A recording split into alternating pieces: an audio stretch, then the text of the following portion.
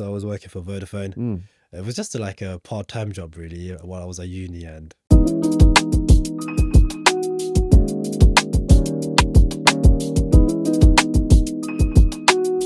So, Delane, pleasure to have you on the podcast. my pleasure, my pleasure. This is the Sales and Sports podcast, so we'll dive into a bit of sports, a bit of obviously sales, but for the listeners, we'd love to know your background, your journey.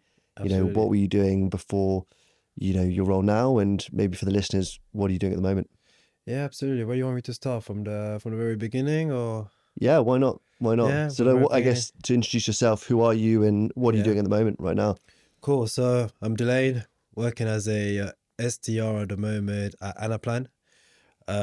Been there for about a year now. Time flies. But yeah, I was able to get the job through the Entr program. That was the main thing. And yeah, man. A little bit background about myself. So I was always in sales. I was mainly in B2C, so I started like a retail sales job at a telecommunication company. And I'm allowed to say the company? Yeah. Yeah, of course, Yeah. of course. So I was working for Vodafone. Mm. It was just like a part-time job really while I was at uni, and just get pocket money, just enough money to just get by. Then at the end of the day, it was just Yeah, it's for fun. Fast forward, after I graduated, I was still looking for a job, just a graduate job, and just looking out the blue really, sales job, right, graduate job and whatnot, but while still working full time. full time. So talk to me about you working full time at Vodafone whilst at uni. Yeah, working full time whilst at uni. Well, started off as a part time. Yeah. Graduated, going to full time because COVID hit. Mm. So when COVID hit, there was not many job in the market. Mm. So it was quite tough. You know how it was. Yeah, of course. Quarantine and everything. Crazy So time. I was, well, to be fair, I was one of the lucky ones. We could still be working and earn good money. So, which was all right. Still working from home. That was my first job working from home. Fun? Probably not. But it was a learning curve, I would say. Yeah. Definitely a learning curve. How did you get, just take a step back, how did you get from, what were you studying at uni? Where did you study? And how did you get into Vodafone? Was it just like... Yeah, that's a good question. So went to University of Leicester, did modern languages and business management studies. So completely nothing to do with tech, to be honest. But languages. So obviously I'm French. Just took French just to make sure I didn't forget the language. And did business management because that's what I like to do, to be fair. So I've done that, but I started Vodafone way before that. Right. So way, like when I was like 17 or 18, that was my first kind of job, if I'm honest. But it was just like 8-hour contract. Just started off 8-hour contract out of the blue. I wasn't even on sales the first few months I've started. I was just managing queues, like making sure I'm putting the right people in the right places. Yeah. So, and I was a bit curious afterwards because I was like, you know what, let me just go onto the computer, learn how to speak to customers and see if I can sell.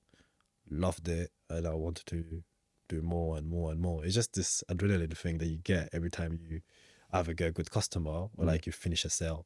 So I thought, you know what, this is kind of fun, but I didn't know I would do this as my career today, if that makes sense. Yeah. But hey, sometimes stuff are in front of your eyes, but you don't even realize it. Yeah. So you finished uni and then went into that full time because obviously COVID was a bit of a shambles. Yeah. Just thought, okay, let me do this full time. And talk to me about your day-to-day role there. Were you, upselling phone contracts? Were you calling people up? What was the setup there? Well, first I started off as B2C, so it was face-to-face. So mainly customers come in, usually have the issues, making sure I convert that. So if for example, you come into me, you have a problem with your bill, I need to make sure that by the time you walk out, I sold you something. That was mainly it. That was the pressure. You haven't left. And that was the pressure that we had. We have to sell everything. We had targets and everything to hit.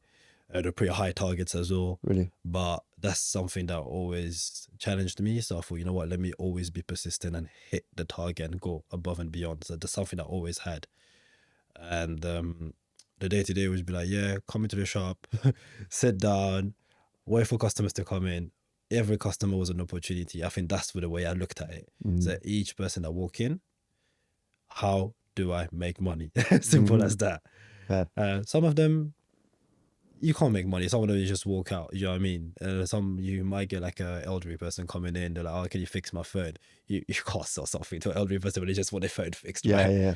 But yeah, we had a good laugh. It was good. It was retail though, so I didn't want to be in retail forever, but I really enjoyed selling. So my idea after being 5 years in the telecommunication space, how can I just use the skills that I have and evolve somewhere else? Mm-hmm.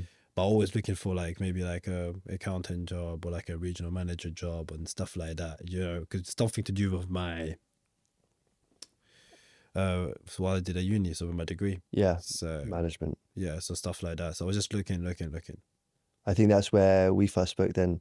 That's right. Yeah, so I remember you said you're looking at potentially being a regional director, maybe for Vodafone, or there was like another door-to-door sales job, Yeah. which they give you like a company car, which you were Yeah. thinking, actually, that's pretty good. Do you Yeah. mind, like, I think it was like 35K, and you're like, mate, that's pretty like enticing. Yeah. And then we had that conversation, said, to be honest, you got to do what's right for you, but I genuinely think if you put your time and energy into, I guess, coming on a program, upskilling, learning about SaaS and technology, you'd be blowing that out the water in the first year. Yeah. So I guess, do you mind, I guess, maybe tell everyone how we first met, and then I guess that story from your side, maybe what was on the table in terms of job offers elsewhere as well. Yeah, absolutely. So, well, I was looking. So Indeed was one of the first few places. So I was applying for many jobs, I think, and some of it recruiting, some of us regional directors, job in sales, somewhere, just graduate jobs as well, So I was applying for a few things. And I stumbled upon your application. It was like Entr Tech Academy. I didn't even know what it was, but he just said that this is what it is. It's about sales, but there's potential to earn a lot of money. I just applied out of the blue, and it got back to me pretty quick compared to other people. So I thought, okay, let me jump on the call. And at the same time, I was in the middle of an interview for the regional director job, Right. and they were offering me quite decent money. But I think the game changer was the car, because they told me I could get any car I want. I think at the time I actually needed a car. Yeah. And we jumped on a call, done my video, sent it to you. I think you were quite impressed, and you got back to me really quick. Yeah. Had our first call. I was skeptical, very, very skeptical. I thought, this is too good to be true. You were telling me, this is tech space. It's a growing industry. You could make 40 plus if you want to. So for me, it was just like, yeah, I don't know. This might be a scam. This might be a scam. I don't know if it's a real thing. But for some reason, my gut feeling was telling me, just go with it. Just carry on, take the course, and see what happens. I think the game changer was here that you told me, you lived in Sri Lanka for a bit, and I was Sri Lankan, and I was just like, there must be something, I think we naturally had quite a good bond first off, because I could just tell you were telling me a story how your family moved from Sri Lanka to France. You brought up in France, came to UK, and I was telling you that I've spent a lot of time in Sri Lanka. Obviously, grew up there for a few years as a kid, traveled there quite a bit still today, and I was like, just from a perspective wanting to just open your eyes to what else was out there. I was happy to like even have another call, and I know we had probably 3 or 4 where you were just going back and forth about other job offers, and I said, you know what, got to do what's right for you, take your time. And then I actually, funny enough, I was outside of Wagamama's in Battersea Power Station. I still remember it today, because obviously this is probably like maybe is it a year and a half ago, maybe? Year and a half ago now, yeah. Which is still pretty early on in the EdTech journey, but I just thought you had a great I guess character about you, and I thought you'd be very good for the industry. I just remember when you said you were going to come on the program, I was just genuinely excited for you, because I thought maybe never see you again. Yeah. But I was just thinking, not poor guy, but I was just thinking, man, like he had such a good opportunity there to maybe create something in the tech space, especially because you've got 2 languages, French and English. And as you know now, if you can speak 2 languages, like the world's your oyster, right? The ceilings, crazy. So you came on, talked to me about that experience on the program, some of the people you met. I know you're still in touch with, mentors and coaches from that. So how was the experience? And tell me about, I guess everyone wants to hear about what you're doing in Anaplan, and you're obviously smashing it. So people listening in are looking to break in, curious about tech sales, would love to hear your journey really from the program into what you're doing at the moment. Sure. So just starting from when I said yes to you, to be fair, just to let everyone know, Jack did quite a bit to close me. So it wasn't easy. It wasn't easy. But the gut feeling was there. I said yes. If it just felt natural, I thought, let me take the opportunity to learn. I mean, always good to, take one step back to go, a couple of steps forward. So Entr joined. I was pretty, everything was new. It was the sales. It's not the sales I knew. The sales from B2C I've learned, it's not the same thing. However, I still kind of done a bit of B2B while I was working from home. So I was selling to business a lot. And again, still not the same cycle, but it's the same. It's sales is sales at the end of the day, right? It's just different things and different techniques and different approach. So what Entr allowed me is get into the prospecting world, get into how to, prospect the right personas, how to cold call, how to write email, and just making sure that you are learning about the tech industry as SaaS rather than just, just selling or like do a door-to-door sale or like a BTC stuff, which was pretty good. It was new and it was exciting for me. I was like, okay, this is a different type of sales. I'm actually upskilling. So I'm taking what I had before and learning more and becoming better. Yeah. And very excited, met a lot of people. What was the game changer here about Entr? And this is why I always advise people to join the courses, because it's one step into the industry and you get to meet a lot of experts in the industry. And one of the experts I'm always proud to say, and I think, you appreciate me saying this, is Osama, is still today a great mentor of mine. Anything I need, I'll just go up to him and he always will, help me. And the funny thing is, he started from phone sales as well. So we could relate quite a lot on how he started and what he's done. And he's different. He moved to different industries as well before going to SaaS. So I found that quite interesting. 100%. And shout out to Osama if he's listening in, because he's been great. I know you guys meet up for coffees and things like that, but he was basically at Oracle, leading up the sales development team there globally, and now he's at Intap. So like someone like him, it just, for interview prep or even afterwards once you're in that role, can support you on the journey. Yeah, 100%. I think Osama and yourself were a big help for me to like do the interview process. And I think that's another thing. That's another job itself. Yeah, I was going to say, the interview journey with you especially, I remember we put in so much time, and at one point you were getting a little bit frustrated, and I was thinking, just stay with it, because I remember you did the rounds, but you got to a lot of late stage ones, right? 100%, got a lot of stage ones. So I'll even remember that, because obviously I remember pretty much all the students, but you in particular, because we were working really hard on getting you in ASAP, and there was a lot of moving parts. I think it was the summertime, right? So yeah, it was summertime. I think there was a lot of opportunities, thankfully, but I think you'll be able to say your own bit about this. But the first interview I had it kind of hurt me. I would not lie. I think you remember as well, when I first got my first note, I was a bit annoyed. But I always believed that if it wasn't meant to be, it wasn't meant to be for me. Simple as that. So one no is always closer to a yes, like, you know what I mean? Yeah, 100%. So I kind of kept that mindset. When I had my second no, that would hurt me more because I thought I really done really well in that interview, and I think, and the director himself said, "I would take you in a heartbeat, but this person had more experience, and that's what made the difference." Yeah, and sometimes it gets like that. Sometimes it's just you need to give the interviewer or the person that's in, like, or just the company that you're worth a shot. Yeah. Even if you don't have an experience. Yeah. So, like, just tell them that you went out of your way just to do this Entr program. You went out of your way and done other stuff to upskill yourself. That's what makes you a game changer, because a lot of people that are experienced, obviously they'll always have they'll always be favorites. But if you can show that you got like the hunter mindset, and you also have this hunger and persistence of being better at the job, that will give it a shot. Yeah. So I remember, it's quite funny, I remember we were there, was it one little stage interview we put you forward for, and they went for someone else, but you were like, Jack smashed it. And I was like, you probably have smashed it, but I was like secretly thinking, I've heard that so many times from other people. And then when the news came that you didn't get it, I was like, damn, like hopefully you're not going to be demotivated, but to your credit, the next interviews you cracked on with and absolutely smashed, landed Anaplan, which is insane. So I guess, don't know if you mind being transparent about, I guess, that process getting in to Anaplan.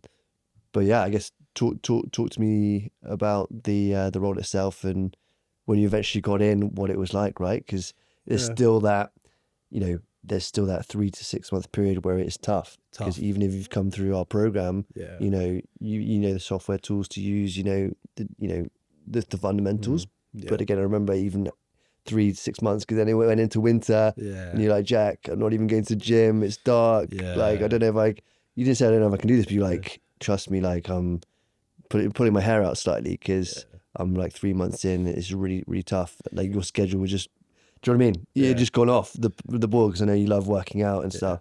So yeah, tell me about that journey, I guess, going into the role. Yeah, first thing first, about Anaplan, one thing I will definitely say is, out of all the other interviews I've done, is the one I actually felt natural, and I felt like I had to take that one.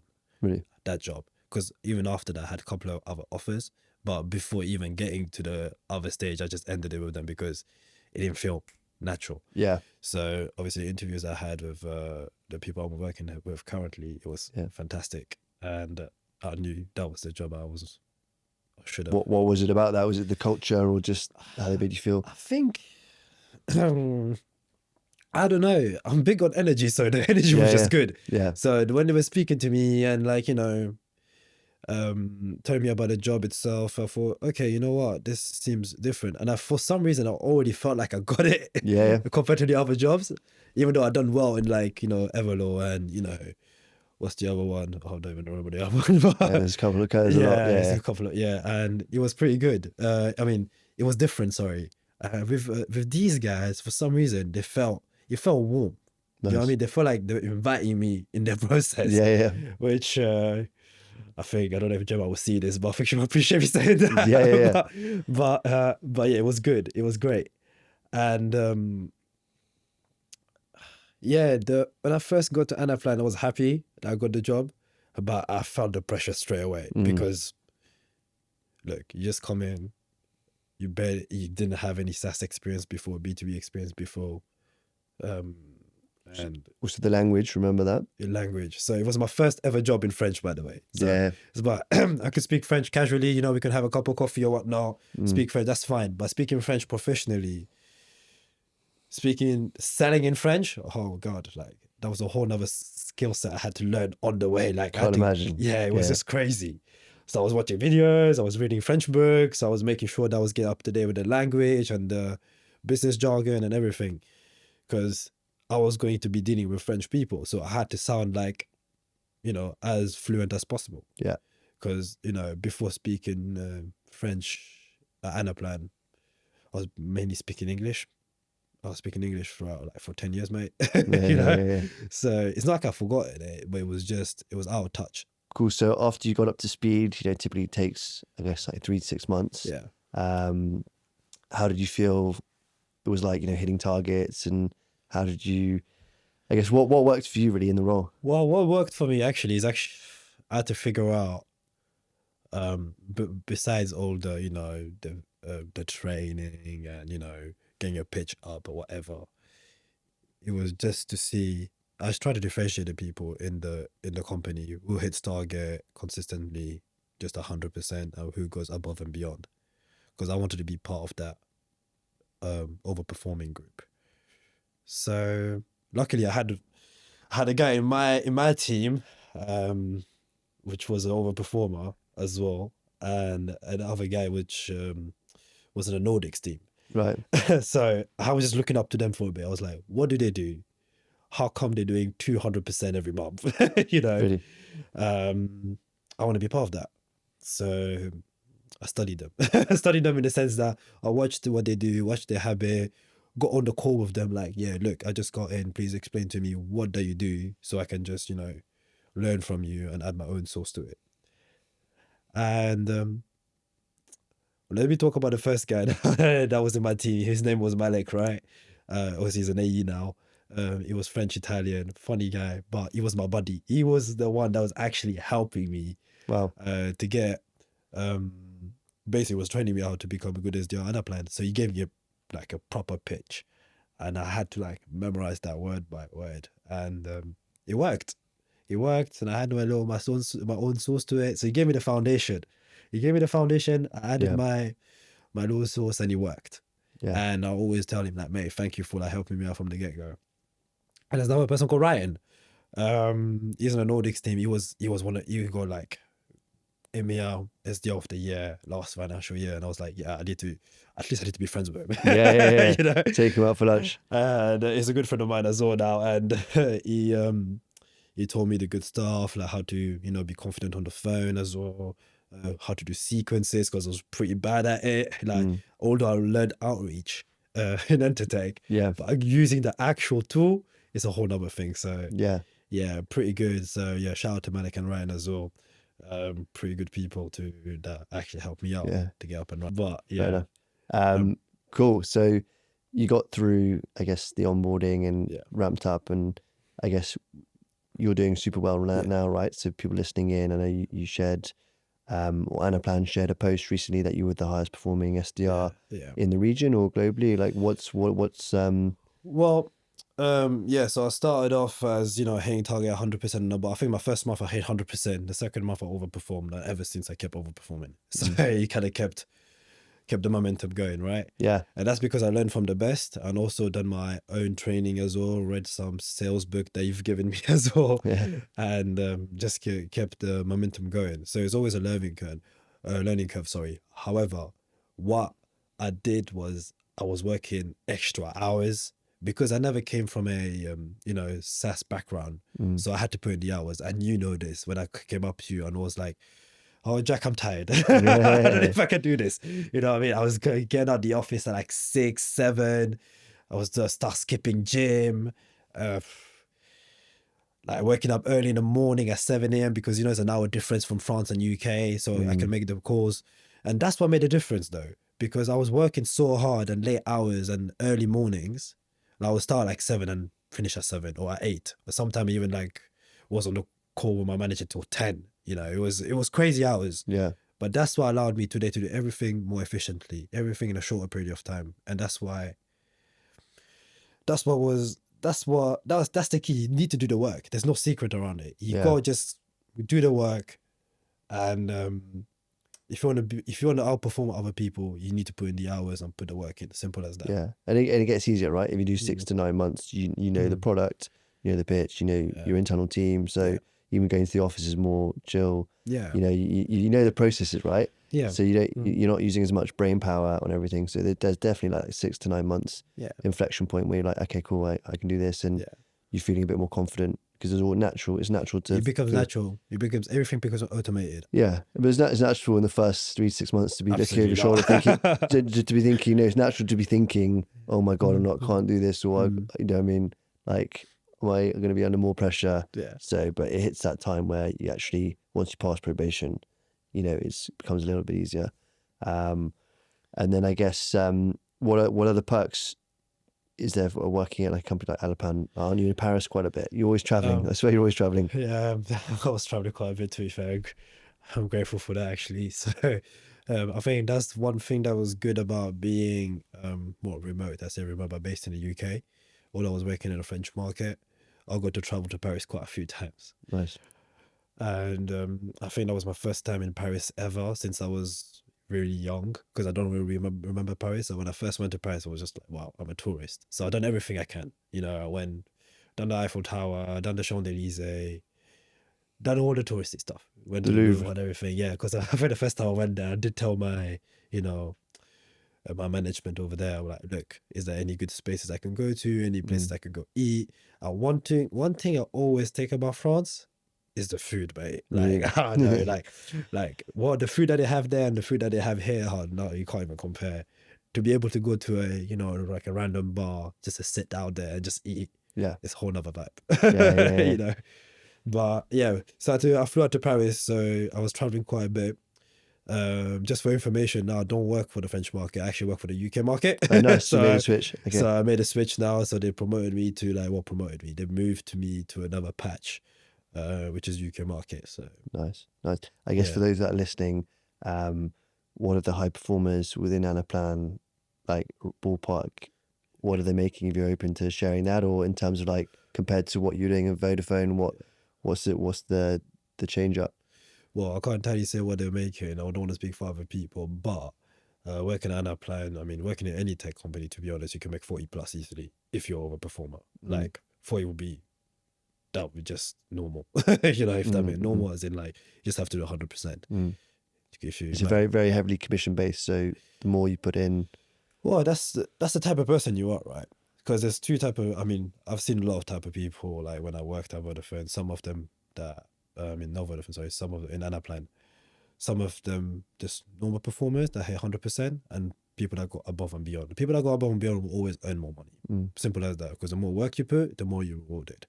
And if you just want to settle for, 100% and just hit your normal package, which is fine, you can do that. That's no problem. But for me, I always wanted to more. So I'll be able to, nice, comfortably go to holidays or whatnot. Yeah. It's the benefits, right? Because especially when you're earning commission, you've got a little bit more on the side that you can you go on nice holidays and do whatever you want to do. This is the Sales and Sports podcast, so I want to ask you really quickly about the sports side of things. So you're a big Man United fan. Absolutely. How's that going at the moment? What are your thoughts on the new manager? And also, what are there any crossovers between sales and sports? Well, yeah, I think I always relate sports to my current role, which is everything in my life, really. And Ronaldo is one of my favorite players. Yeah, and someone I always look up to. I mean, just as a person, because the way he functions, it's like the way he's disciplined, and he always goes above and beyond to become the best, right? And that's the mentality you need to have. If you want to be the best at something, just believe that you're already doing that. You believe that you're the best, and that's kind of inspired me. It's a bit cheeky, but the mindset is everything, mate. Mindset is everything. The more you think that you're going to become the best, you will become the best. And that's what I believe. When I first joined Anaplan, I told myself, I'll become the best. And obviously there's a lot more people that are very good as well, but I'm glad to say that I'm part of that group. Love it. And thoughts on the new manager for the thoughts on the new manager? Well, when United, mate, we're not in a good space, but all I can say is 2 seasons, 2 trophies. That's one thing. And the new manager will get us to that next level. I think that's what it is. So thanks for Ten Hag and what he's done for the job. I think he's done a fantastic job. New manager, I mean, it seems very promising. Put 4-1 against Pep the other day. Yeah, in the Champions League with Sporting. So hopefully he can make a good signings and get us back to Glory United. Nice, love it. And then what's next for you? I guess in terms of your career, have you put too much thought into it, or are you just trying to suss out? So you've been there for a year now. Yeah. So are you trying to be consistent? Like what's in it for you? Do you think you'll stay in software sales for a long time, or I do like software sales. I think it's a very it's a good space. It's a fast growing space. So I think I'll definitely stay into it because with AI and everything coming in, I think this is the best industry you can be in at the moment. And the SaaS space is where it's at, mate. Good, there's a lot of money to make. But in terms of myself, I think at some point I would love to be promoted as just to get a promotion as maybe as an AE. You can go to customer success or whatnot, but maybe AE, that's naturally what you want to do as an SDR to a sales role, really. But